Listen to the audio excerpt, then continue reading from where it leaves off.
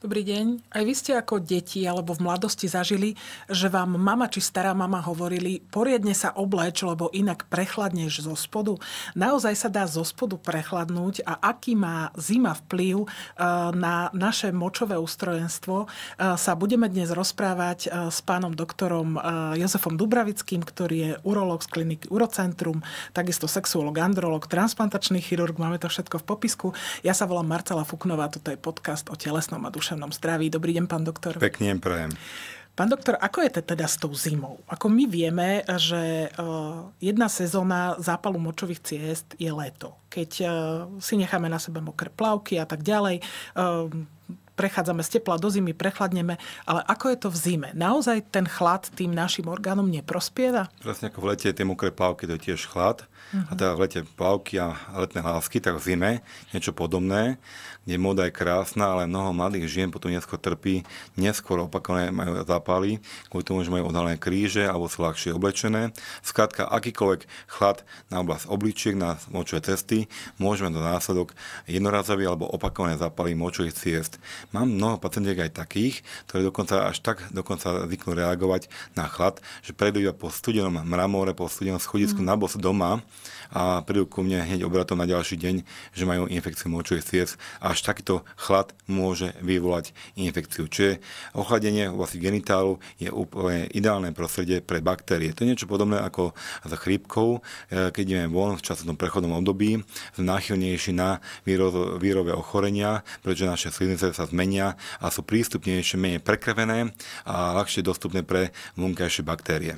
Takže takto ten mechanizmus vlastne funguje. Ono to nie je o to, že samotný ten chlad by spôsobil zápal, ale ten chlad sú vhodné podmienky pre baktérie, ktoré nás v podstate napadnú. Čo sa týka teda žien, keď budeme hovoriť o ženách, je v nejakým spôsobom sú nejaké príznaky, ktoré sú naozaj také, že toto je zápal močových ciest, alebo sa dajú s niečím pomýliť? Ako sa to vlastne prejaví? Typické príznaky sú pálenie, rezanie, nutkanie, namočenie a dokonca až také nepríjemné pocity, ktoré málo kto by pochopiť, dokiaľ to nezažije na vlastnej koži. Ako keby rezáky také, ako by nožom alebo žiletkou sa prechádzalo v intimnej oblasti močovej rúry pri každom cikaní. Čiže tie ženy potom, čo robia časovo reflexne, buď pijú menej tekutín, lebo v kuse ich nutka a reže, alebo pije veľa tekutín, ale potom veľmi trpia s tým, že každé močenie je sprevázané veľmi nepríjemnými pocitmi.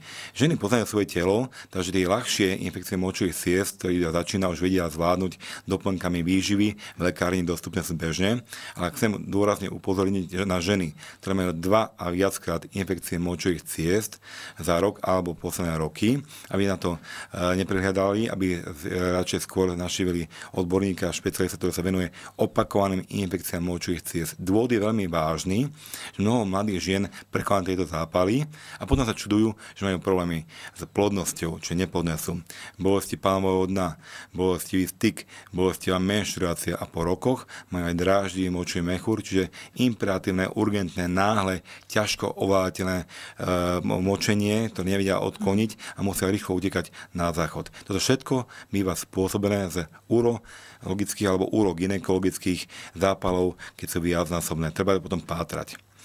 Ktoré možno neboli preliečené. Neboli preliečené, alebo nie dostatočne preliečené. Ďalej si dovolím upozorniť naše poslucháčky, hlavne ženy, že posledných rokov mám veľmi malé pacientiek, ktoré sú krásne, elegantné, ale chýba im trošku kondícia. Stačí pol hodinku denne každej žene, kdekoľvek bude. Pozerať televíziu, pozerať podcast, stačí stiahovať pánové dno. Keď máme plný mechúr alebo vetri, stačí stiahnuť pánové dno, pol hodinku denne. Pri práci v aute pacientky mi hovoria, že myslia na mňa na semafore, na červenej, nie čo robiť, myslia na Dubravického stiahovania pánového dna. Okay. Z toho dôvodu, že tie zvierače sú pevnejšie.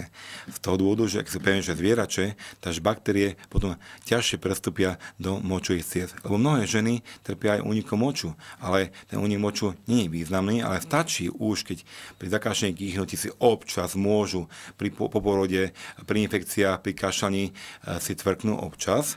To sú už prvé príznaky, ktoré nám hovoria, že močová rúra pánva je menej dovieravá a tým pádom je náchylnejšia na prestup akýkoľvek infekcií zvonka.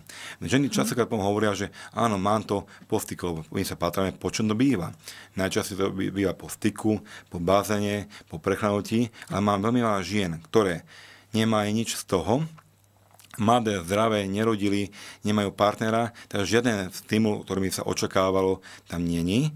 Ale pýtam sa, či náhodou nemali občasný, dočasný náhly príjem sacharidov, cukry, akékoľvek forme tekutie či tuhej, áno, mali v sobotu party a sobotu, ako boli na party všetky, prišli dve ku mne s mykózou, tá plesňami, a dve s infekciou močových ciest, kvôli tomu, že boli sladšie, pre baktérie priaznivejšie. Takže toto sú jednoduché odporúčania pre ženy, ako znížiť frekvenciu infekcií močových ciest v takomto období. To znamená, že nie sú to len tie mladé povyzliekané dievčatá, čo majú holé kríže, ale sú to možno aj staršie ženy, ktoré, dajme tomu, v prechode, alebo takéto staršie, ktoré už majú oslabené panvové dno a ľahšie sa im tie baktérie dostanú. Presne, každá veková skupina má svoje topky. To znamená, že napríklad mladé odhalené kríže a na spodné partie sú viac odhalené celko aj nohy. A minisukne nosia. A minisukne, presne. A veľmi také vysoko položené, čiže tým veľmi náchylnejšie naozaj na prechladnutie. A potom sú to ženy, ktoré už rodili, alebo ktoré už v určitom veku, dá sa očakávať tieto uvoľnenia pánvového dna. A na to sú dobré tie cviky. Denodenne. Stačí. Na mnohé ženy, mám také úspechy teraz so staršími ženami, 80-ročnými, ktoré prišli s takými ťažkosťami. Stačí naozaj znížiť príjem sacharidov, denne pol hodinku cvičiť pánvové dno. A pozor, jedna vážnejšia vec je, stačí iba pár kilo dať dole. V novembri bola teraz o tom konferencie, kde profesor Šihra o tom hovoril krásne, kde stačí iba 20% poklesu váhy, sa zníži o 50% poklesu úniku moču u žien. Takže maličko, za málo dostanú ženy veľký benefit pre svoje zdravie. Jasné, lebo to znamená, že to tak netlačí. Netlačí a pozor, opakované infekcie močových ciest sú nielen mechúr, ale potom to môže prejsť až na, aj dokonca mladých žien, na obličky, zápaly obličiek, ktoré potom následne sa môžu prejaviť až zlyhaním, čomu sa tiež venujem pri transplantáciách obličiek. Áno, vy ste teda, spomínate, že vy ste jeden z transplantačných chirurgov, ktorý transplantuje obličky.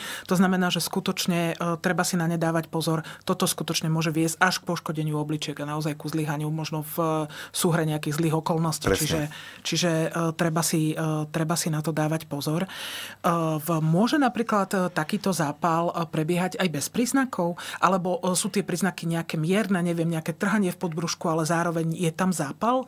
Ako to viete zistiť? Toto krásne hovoríte, pretože bývajú, mnoho ženy mávajú bez príznakov baktériu, čiže pacientky nemajú žiadne ťažkosti a idú na operáciu klbov, ale nechcú ich pripustiť k operácii kvôli tomu, že majú nález moči a z bezpečnostného hľadiska logicky ich nechcú pripustiť k operácii, ale pacientky nemajú žiadne ťažkosti, pálenie, rezanie nútka nemajú. Majú tam zvýšený prítomnosť baktérií, tam majú dokázateľne, ale nemajú ťažkosti. Riešenie je isté zvýšiť pitný režim a dočasne vyradiť na niekoľko týždňov až mesiacov sacharidy v akékoľvek forme. No a potom ďalšie boli príznaky opačné, kde pacientky chodia ku mne od iných kolegov, ktorí robili všetko podľa pravidiel robili. Všetko ako má byť podľa smerníc, ale stále prišiel na druhý názor, lebo stále majú bolesti pánvového dna a doktor im vyšiel moč chemicky negatívny, sediment, kultivačne, útrhok, urobíme všetko podľa pravidiel a nič nenašiel. Ale potom tie ženy boli správne vyšetrené, len potom hovorím, že môžu tam mať pozápalové zmeny, ktoré je ťažšie zachytiť, ťažšie diagnostikovať, alebo to nemožné. Takže naozaj ja prídem a iba potvrdím nálezy kolegov, ktoré sú úplne správne urobené. Negatívne. A pacientky sa čudujú, že jak to, že ja mám ťažkosti. A ja im verím, že majú ťažkosti, ale to sú pozápalové zmeny. Ja to prirovnám ku koži alebo kostiam. Keď máme zlomenú kosti, tak lekár a príroda to opraví. A z času na čas pri záťaži, námahe, zmene počasia môžu tie zmeny sa prejavovať nepohody v tom orgáne. To znamená, že čo sa tam deje? Je tam zjazvená sliznica vnútorná, alebo sú tam nejaké, vieme vôbec, že čo sú tie pozápalové zmeny? No, bývajú tam ťažko identifikovateľné, zjazovateľná sliznica tiež môže byť, to je tiež pravda, ale ďalší príklad. Máme pacientov, ktorí majú fantómové bolesti.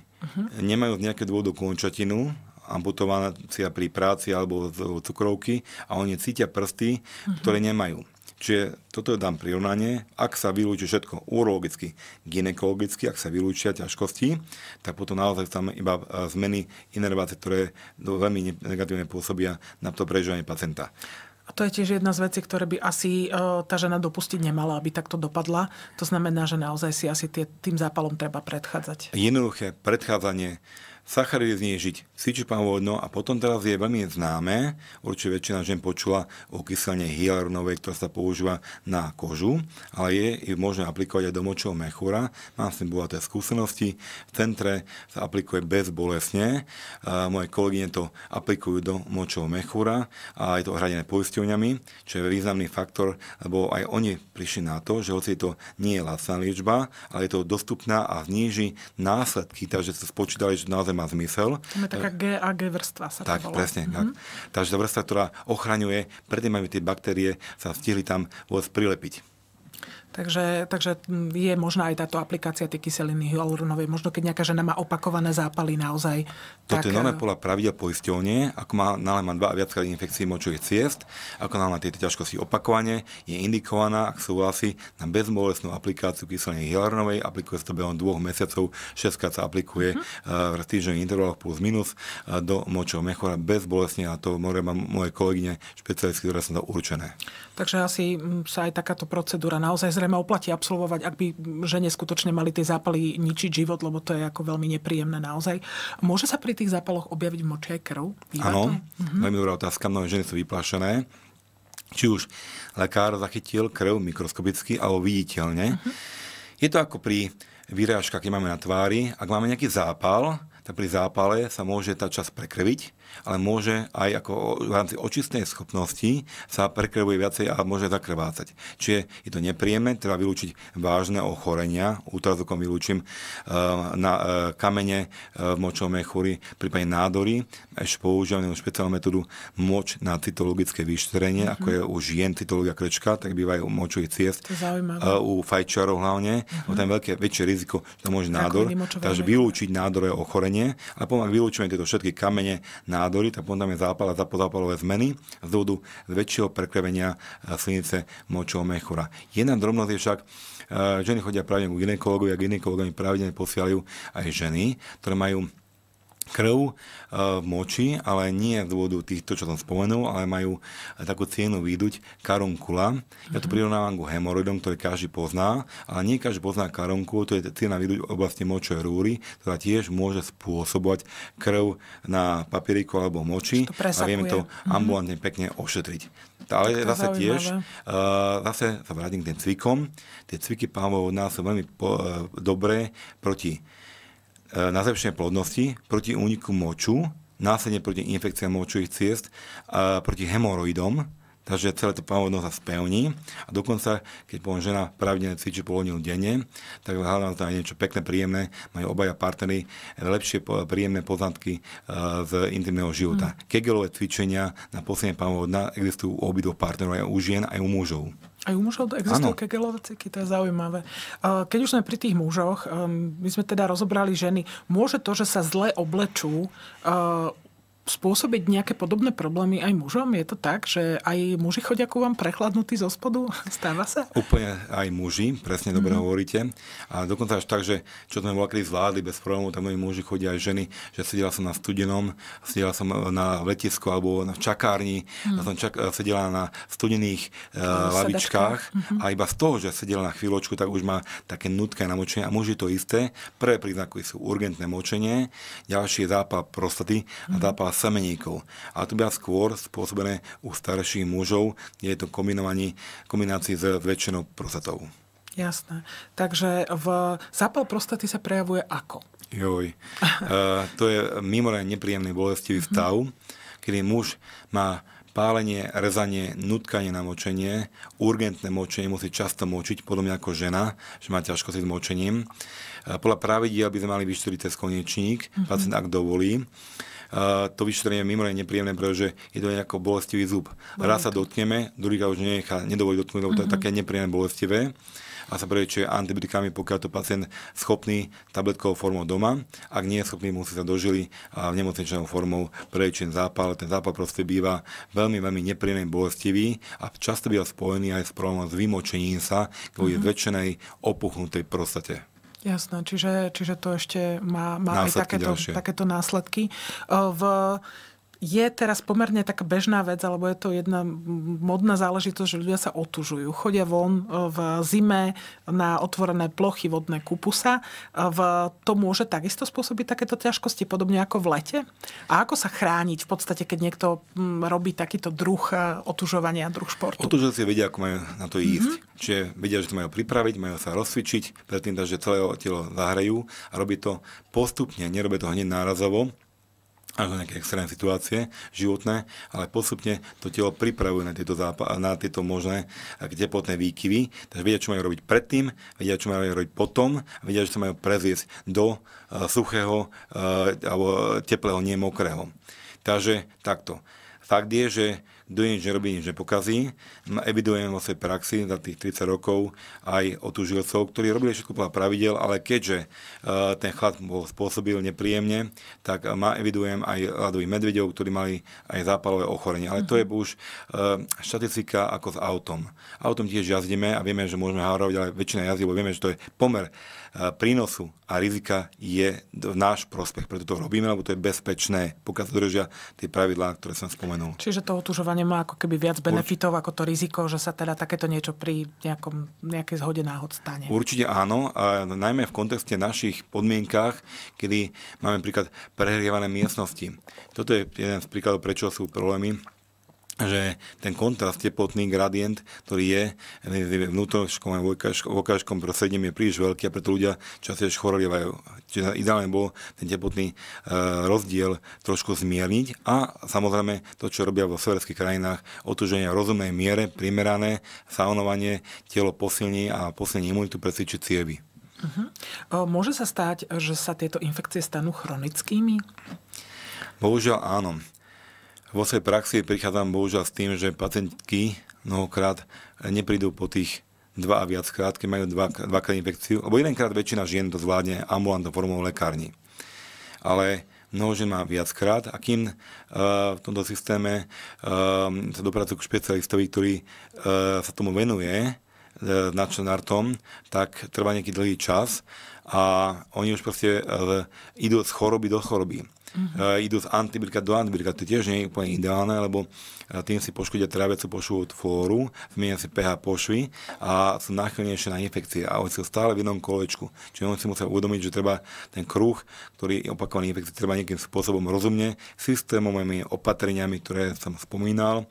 V Urocentre takto riešime, vieme ho preťať. V prvom kole znížiť frekvenciu infekcií močových ciest, v druhom kole vyriešiť.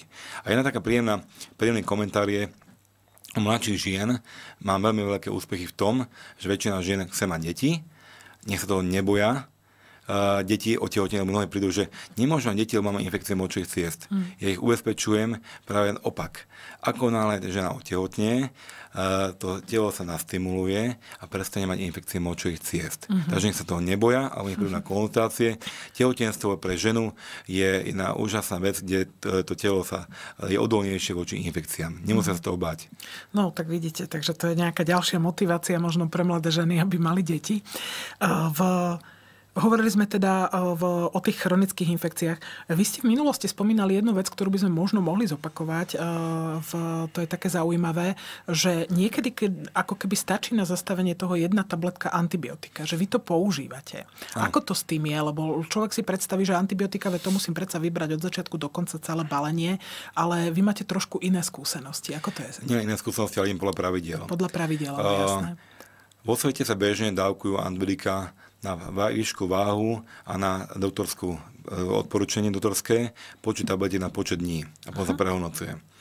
U nás je ten systém trochu ešte stále skosnatený v tom, že dá sa krabička a využívajte. Mal by sa užívať antibiotika do ustúpenia ťažkostí. 1-2 dní, keď ustúpia, malo by to byť dostatočné, ale za kontroly lekára, za kontroly kultivácie, ak sú opakované infekcie močových ciest. poviem trošku opačne. Nikto nechce dávať antibiotika zbytočne, nadmieru, ani ich používať. Ale ak má žena pozná svoje telo, ak má opakované infekcie močových ciest, tak keď dostane zápal, kým sa dostane cez pohotovosť, na pohotovosť alebo ku praktickému lekárovi alebo ku špecialistovi, tá infekcia sa rozvinie veľmi.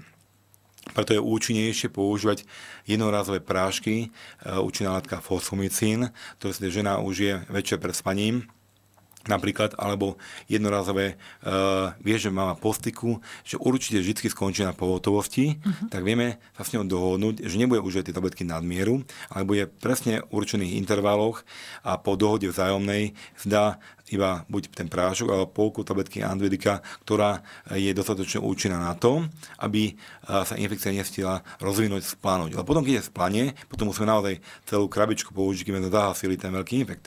Ale keď sa podchytí včas, a je nielen tabletkami, ale aj režimu, opatrenie sacharidy, znížiť cvičepavodnom, hygiena zvýšená po styku, vytýkať sa mydielko betadinové na vonkajší genitál, cvičepavodno, tieto opatrenia, keď všetky dáme dokopy, tak vieme významným spôsobom znížiť prechladnutie žien u žien alebo do spodu, keď prechladnú, aby sa neopakovali infekcie. Keď ste spomínali ten pohlavný styk, pomôže pri tom napríklad prezervatív? Je to spôsobené tým, že je to telo na telo, alebo nie? Veľmi dobrá otázka.